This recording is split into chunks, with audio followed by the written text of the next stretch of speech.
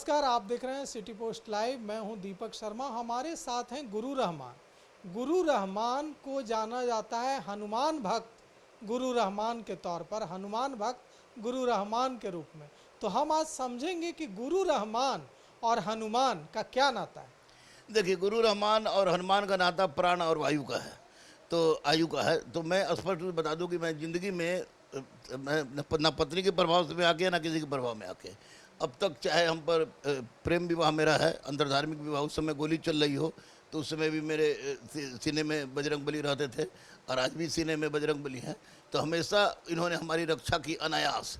और जब डेंगू हमको 7,000 कैसे, सबसे पहले कब आभास हुआ कि आपका और हनुमान का कोई रिश्ता है? सबसे पहले एहसास हमको हुआ जब हमको कितनी उम्र थी? जब उस समय जब मैंने प्रेम विवाह किया था, तो उस समय जब हमको गोली मारा गया था बिल्कुल सटा के, तो मैं गंजी में क्या उम्र रही होगी?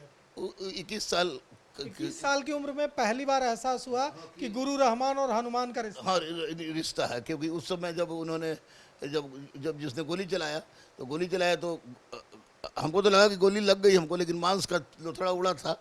और उसके बाद बजरंग बली को देख के वो घबरा गया कि अरे मुस्लिम होकर बजरंग बली क्यों।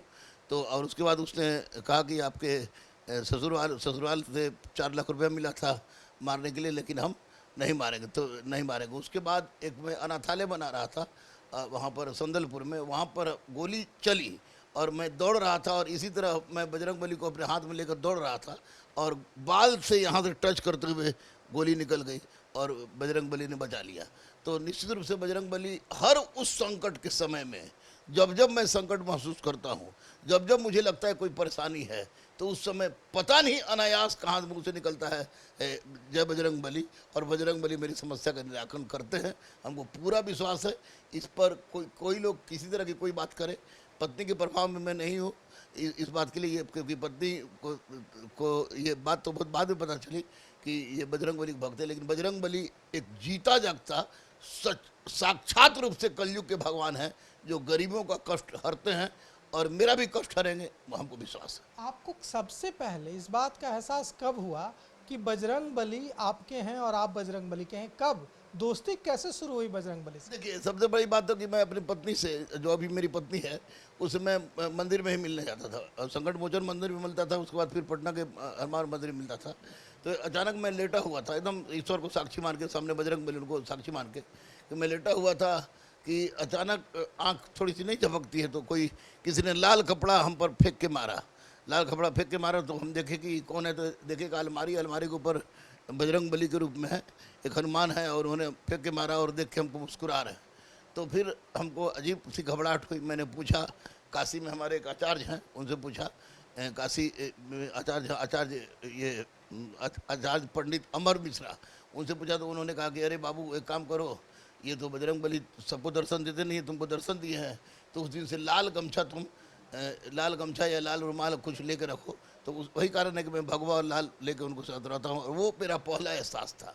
उसके बाद आपको जब मुझे 7,000 डेंगू हो गया, 7,000 प्लेटलेट चला गया, और डॉक्टर ने जवाब दे दिया, उस समय बच गए, वो मेरा दूसरा एहसास था। जब संदलपुर में हमको एक ज़मीन माफिया ने, जिसका स्कूल चलता है, उसने गोली चलाई, उसमें मैं बच गया, वो मेरा तीसरा एहसास था। जब विवाह के क्रम में जब हमको गोली मारा गया और उस समय मैं बच गया, तो चौथा एहसास था। और मेरी बेटी का नाम अदम्य अदिति है, बेटा का नाम अभिज्ञान अर्जित है। तो एक्चुअली में 2 दिन हो गया और पत्नी का दर्द कम नहीं हो रहा था, और प्रभा सिंह के हॉस्पिटल में, और दिक्कत हो रही थी। तो प्रभा सिंह हमको बुलाई और बोले कि क्या करना चाहते हो, तो बहुत हमको रिस्क लग रहा है। तो वही कंकड़बाग थाना के सामने प्रभा हॉस्पिटल, वहीं पर बजरंग बली का छोटा सा मूर्ति है। तो रात भर मैं उन मूर्ति को पकड़ के लेटा रहा, कि अचानक हमको सपना आता है, एकदम बिल्कुल साक्षात। मैं ईश्वर को साक्षी मानो बोल रहा हूँ कि जाओ बेटा, तुम ऑपरेशन करवा दो। तो गया, और मैं जब बोला मैडम से कि मैडम ऑपरेशन करना है, ऑपरेशन कर दीजिए, तो बोले कि नहीं, हम अभी आपको देख रहे थे। हम नहीं मैडम, कर दीजिए।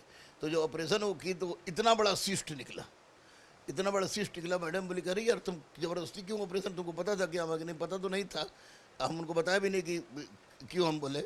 और वो सिस्ट बाद में कैंसर का रूप ले लेता, और वो मेरा अभिज्ञान भी बढ़िया से सकुशल हुआ, और पत्नी भी मेरी बची। तो बजरंग बली मेरे इष्ट देव हैं, इनके लिए मैं जान दे सकता हूँ, जान ले सकता हूँ, कुछ भी कर सकता हूँ। कहा जाता है आपके बारे में कि आपको बजरंग बली कम्युनिकेट करते हैं आपसे, आपसे बजरंग बली बात करते हैं।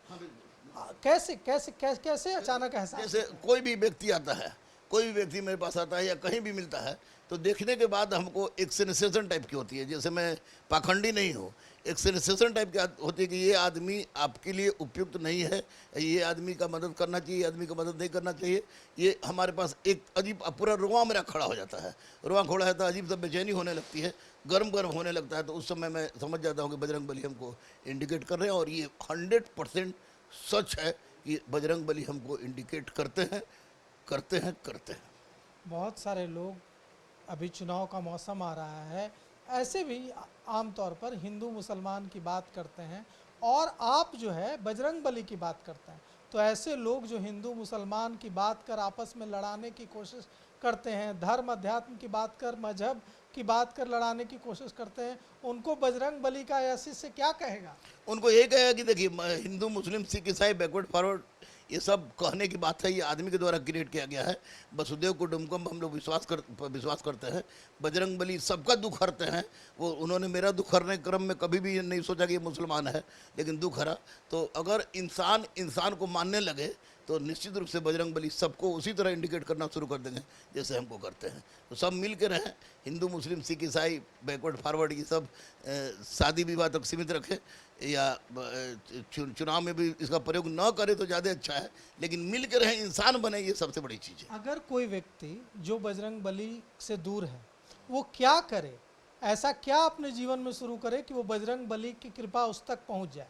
बजरंग बली के पास कुछ नहीं कि अगर वो सुबह उठता है और एक बार हनुमान चालीसा का पाठ कर लेता है, और फिर वो रात को सोने के समय एक बार हनुमान चालीसा का पाठ कर लेता है, तो देखिएगा 21 दिन के अंदर उसके अंदर में शरीर के अंदर कोई ना कोई परिवर्तन महसूस करेगा। खुद मैं खुलेआम चैनल के सामने बोल रहा हूँ कि अगर 21 दिन तक बजरंग बली का पाठ अगर वो सुबह शाम कर लेता है, करके अपने हाथ में फूंक के सो जाता है, तो मैं दावे के साथ कह रहा हूँ कि 22वां दिन से उसको अनुभूत होने लगे कोई एक अजूबा शक्ति उसके साथ है जो उसको मदद कर रही है।